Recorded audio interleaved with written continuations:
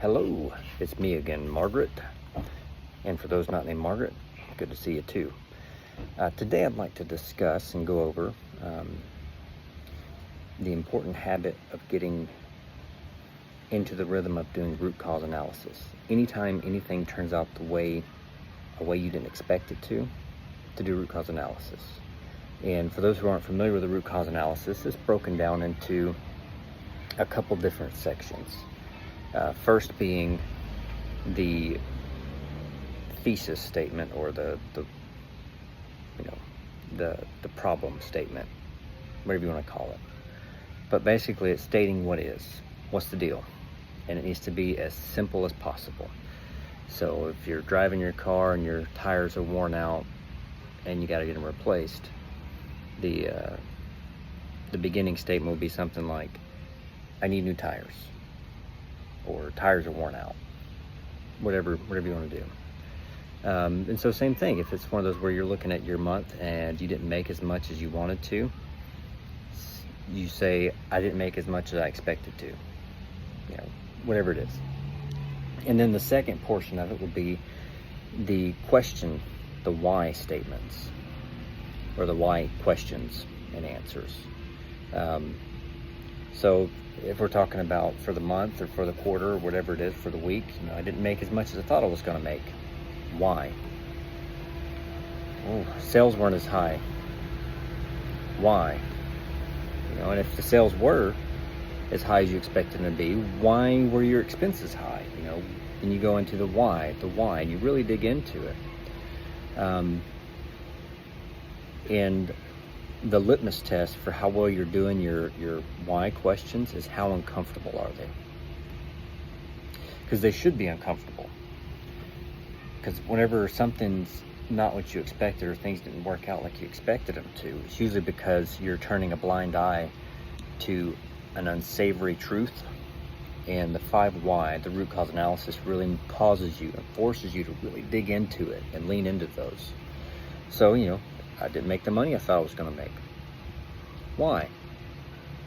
Well, sales were on par for what we had, so my expenses were higher than what I thought they were going to be.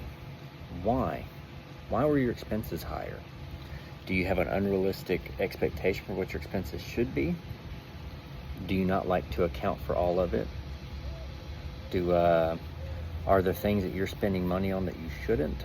Are there, a lot of poorly managed aspects that are causing you to, bleed out money? Whatever it is, it should cause some discomfort.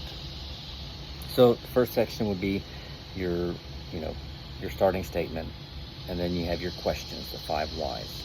And then the next part should be, and needs to be, what are you going to do about it? Is there anything to do about it? As you go through the 5 whys, if there's something that you have no control over, then you probably should move on to a different answer for that why. So, if one of your answers is, questions of why aren't people buying my product or paying, an answer to that doesn't go anywhere is customers don't want it. A better answer would be, I'm not making my product appealing to the customers. At that point, you have something to work off of. How do you make it more appealing? Where, if it puts the blame on somebody else, that's not the route to go. So get into the habit of doing those. And, writing it out is really important. And then as you get used to doing it, writing it out, you start working through them. For the smaller ones and the day-to-day ones, you may not have to write it out, but it's a good practice to get into, to get used to doing the root cause analysis. So, and then after you figure out the why, so what are you going to do about it? That's the hard part. And, you can say, hey, we're going to address, if it's why did I make as much money as I thought I was going to make, and it's the expense part of it, and you really dig into that, I'm spending more on my COGS, cost of goods sold, than what I should. Why are you doing that? Well, it's because I'm not ordering timely and I'm having to buy things and then buy it again maybe. maybe something like that, where, just the time frame of it causes you to purchase more of it than what you had anticipated because of shipping delays or things like that, poorly managed inventory. It could be a number of things. And then you can really dig into, well, how am I going to manage this? Do I need to start doing weekly inventories? Always a good habit to do is to do weekly inventories. Know what you've got at any given point. And then going back to your suppliers, working with them, figuring out, what can we do to work together to make this work out better? And those are things that you really wouldn't get to unless you force yourself to those points. Nobody likes to, really lean into their flaws. But those flaws can't become strengths unless you acknowledge them and work on them. So just remember, when you're doing a root cause analysis, you start out with the statement of what is, and then you go through the whys. And it should be very uncomfortable. As many whys as you need. At least 5. There's the standard of the 5 whys. But if it takes 7, 8, 9 whys, keep going. Keep going till you can't go any further. Like, that's really what it is. It could be something as simple as, I've got the wrong person in place managing my inventory. I don't have the right salespeople in place. I'm turning a blind eye to poor habits of my employees.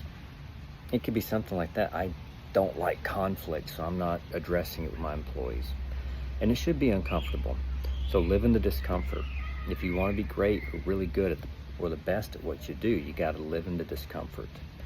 And doing those root cause analysis is a great way to do that. So that'd be my advice for this week. Do root cause analysis, get used to them, enjoy them, and enjoy the discomfort. Stay classy.